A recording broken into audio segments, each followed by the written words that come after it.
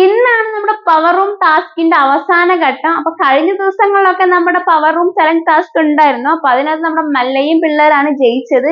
ഇന്നത്തെ ടാസ്ക് വേറെ ഒന്നുമല്ല, രണ്ട് കണ്ടസ്റ്റൻസ്, അതായത് നമ്മുടെ ബാക്കിയുള്ള ടീമുകളിൽ നിന്ന് രണ്ട് കണ്ടസ്റ്റൻസ്, അതായത് നമ്മുടെ റോക്കിയും അൻസിബിയാണ് ഇങ്ങനെ ഒരു ഇതിനകത്ത് ഇരിക്കും. എന്നിട്ട് അവരെ ഇങ്ങനെ ഒരു കെയർ പോലെ സാധനം വെച്ച് കെട്ടിയിട്ട് വലിച്ചു പിടിക്കണം.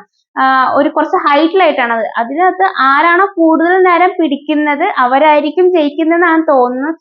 ചിലപ്പം കുറെ നേരം പിടിക്കുമ്പോഴത്തേക്കും നമുക്ക് ഭയങ്കര വെയിറ്റ് ഉള്ള സംഭവമല്ലേ, അങ്ങനെ ഉയർത്തി പിടിക്കുമ്പം നമ്മുടെ കൈ കഴിക്കും. അപ്പൊ ചിലപ്പം താഴ്ന്നു പോകാനുള്ള ചാൻസ് ഉണ്ട്. അപ്പൊ താഴ്ന്നു പോകുമ്പോൾ വേണമെങ്കിൽ ഔട്ട് ആവുമായിരിക്കും. അതിങ്ങനെ അതേപോലെ തന്നെ പിടിച്ചു നിൽക്കണമെന്നാണ് തോന്നുന്നു. അങ്ങനെ വരുമ്പോൾ ആരാണോ കൂടുതൽ നേരം അങ്ങനെ പിടിച്ചു നിൽക്കുന്നത് അവരായിരിക്കും ജയിക്കുന്നതെന്ന് തോന്നുന്നു. എനിക്ക് ഉറപ്പില്ല. മുന്നത്തെ സീസണിലൊക്കെ ഏകദേശം സിമിലർ ആയി ഇങ്ങനത്തെ ഗെയിംസ് ഒക്കെ ഉണ്ടായിട്ടുണ്ട്. അപ്പൊ അത് വെച്ചിട്ട് എനിക്ക് തോന്നുന്നു അതായിരുന്നു ഗെയിം എന്ന് തോന്നുന്നു. എന്തായാലും നമുക്ക് നോക്കാം. എനിക്ക് തോന്നുന്നു ഇന്നത്തെ ഗെയിമിന്റെ ഒരു ഇത് കണ്ടിട്ട് നമ്മുടെ മല്ലയെ ജയിക്കാനാണ് തോന്നുന്നത്. നമ്മുടെ മല്ലയും പിള്ളേരും ജയിക്കാനാണ് തോന്നുന്നത്. കാരണം മല്ലയെ മതി അതൊന്ന് പിടിച്ചു നിർത്താനായിട്ട്. ബാക്കി അവരും ജയിക്കുമായിരിക്കും, അറിയില്ല, നമുക്ക് പറയാം. പക്ഷെ എന്റെ ഒരു ഊഹമാണ് ഞാൻ പറയുന്നത്. പിന്നെ അതുപോലെ തന്നെ ഒരു മാറ്റം എന്തായാലും വേണമല്ലോ. കാരണം രണ്ടാഴ്ചയായിട്ട് നമ്മൾ ഇവരെ കണ്ടുകൊണ്ടിരിക്കുകയാണ്. അത് കണ്ടുകൊണ്ട് മാത്രമല്ല, അവരവിടെ ഉണ്ടായിട്ട് പ്രത്യേകിച്ച് ഒരു പവർ റൂമിന്റെ ഒരു ഇതായ മത്സരം നമ്മൾ ഇതുവരെ കണ്ടു. ശരിക്കും പറഞ്ഞാൽ നമ്മൾ ഇതുവരെ ഇപ്പൊ രണ്ടാഴ്ച കഴിയാറായി അല്ലേ, ഇതുവരെയെങ്കിലും എന്താണ് പവർ റൂം വെച്ചുള്ള ഒരു അടിപൊളി ഗെയിം എന്താണെന്ന് നമ്മൾ ഇതുവരെ കണ്ടിട്ടുണ്ടോ?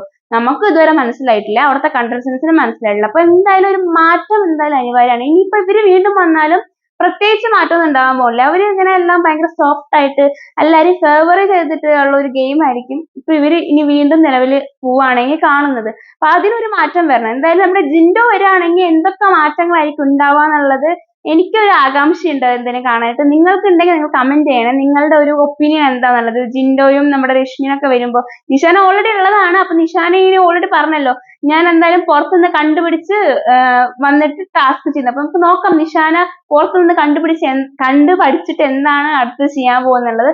കണ്ടറിയാം. എന്തായാലും അറിയില്ല ഇവർ തന്നെയാണോ ജയിക്കുന്നതെന്ന്. ഞാൻ എൻ്റെ ഒരു ആഗ്രഹവും എൻ്റെ ഒരു ഊഹവും കൂടിയാണ് പറഞ്ഞത്.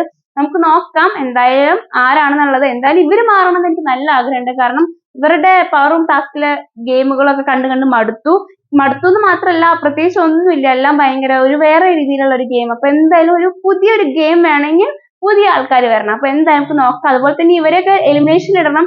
എന്നാലല്ലേ ഇവർക്ക് സപ്പോർട്ട് ഉണ്ടോ അല്ലെങ്കിൽ എന്തെങ്കിലുമൊക്കെ ഉണ്ടോ എന്നൊക്കെ നമുക്ക് അറിയാൻ പറ്റത്തുള്ളൂ. അപ്പൊ നമുക്ക് നോക്കാം. പിന്നെ ബാക്കി കുറെ ലൈവ് കാര്യങ്ങളൊക്കെ നടക്കുന്നുണ്ട്. അടുത്ത വീഡിയോയിൽ പിന്നെയും വരാം. ബൈ.